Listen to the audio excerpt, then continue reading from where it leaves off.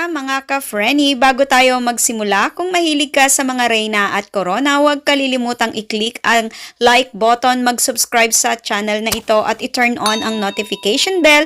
Isama mo na rin po yung all so you wouldn't miss any new video. In some countries, sport is like the national pastime. That's In true. the Philippines, some might say that pageantry is the pastime. That's true. You know what? In the Philippines, we have pageants all over the places. Yes, we have pageants in the barangay, in school, national, local. That's why we really love Miss Universe. It's like it's giving pride and putting the Philippines back on the pedestal. That's why there's an added pressure as a candidate coming from a pageant-loving country.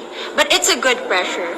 I always look up to our former Miss Universe Philippines. They really did well in the competition.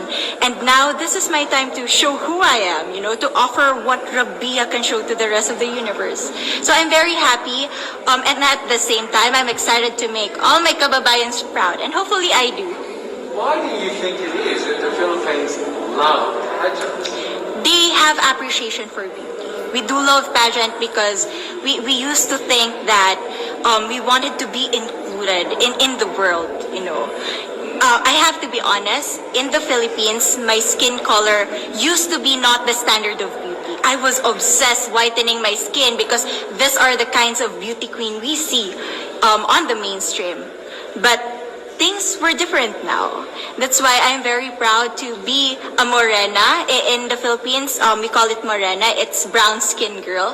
And to be able to represent, my color, my identity as a true Filipina. Tell me about your journey to being crowned Miss Philippines. That, in a world that, in a country, I should say, that loves pageants. That must have been a very intense process. Tell me about, your journey to being Miss Philippines. Well, my journey was crazy. You know what? I started to be a dark horse. Nobody noticed me. Nobody knows I was in the competition up until the preliminary and the coronation night. And when I won, I received different comments. Of course, there were people who didn't expect me to do well, who think that I cheated. That's why I need to redeem myself in Miss Universe. I really need to do well in this competition. And the thing is, I love pressure. I love criticism. I get better every day with that. You tell me I cannot do that, I turn to you and I'm gonna say that, no, I can do it for myself.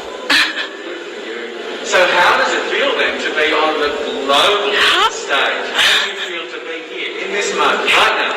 It's crazy, but I'm overwhelmed with the support, not just from the Filipino community, but also from Thailand, Latin countries who do appreciate me as a candidate, as a person. It motivates me that I am beautiful. I can offer so much in this world. And when somebody believes in you, it gives you that extra energy to really do well and perform well. Do you have a sense with the girls, all of the girls competing, you're competing, but is there a sense of camaraderie with all of the girls? Is there a real spirit to, sort of motivate each other to do better? You know what? I have a different idea about Miss Universe. I thought it's going to be very competitive in a healthy way. Well, of course. But now I can see every girl helping each other. From fixing those hairs, from trying to zip up those outfits. It speaks of the closeness and the kind of camaraderie that we want to have.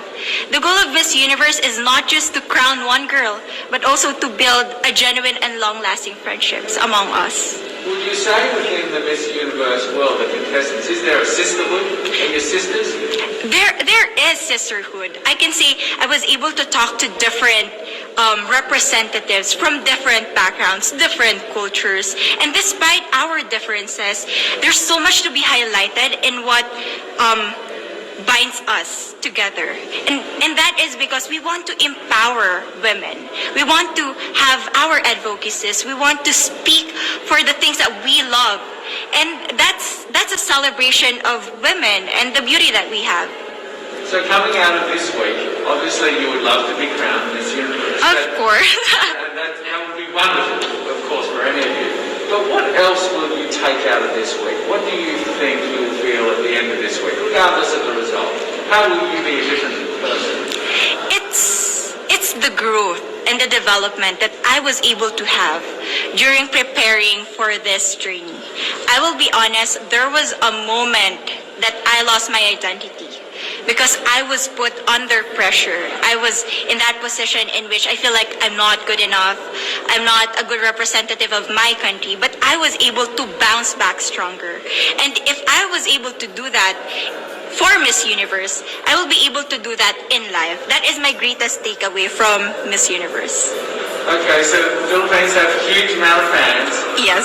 I want you to give us a little bit of a message to the fans here and at home. But send a message. What would you say to all the fans in the Philippines? To all my fans from the Philippines and from all over the world, maraming salamat po. Thank you so much for loving me and for believing in me. It means a lot to somebody who is so naive in this industry, who has no idea how to become a beauty queen on the first day of my journey. But because of your love and support, I was able to be the woman that I am today.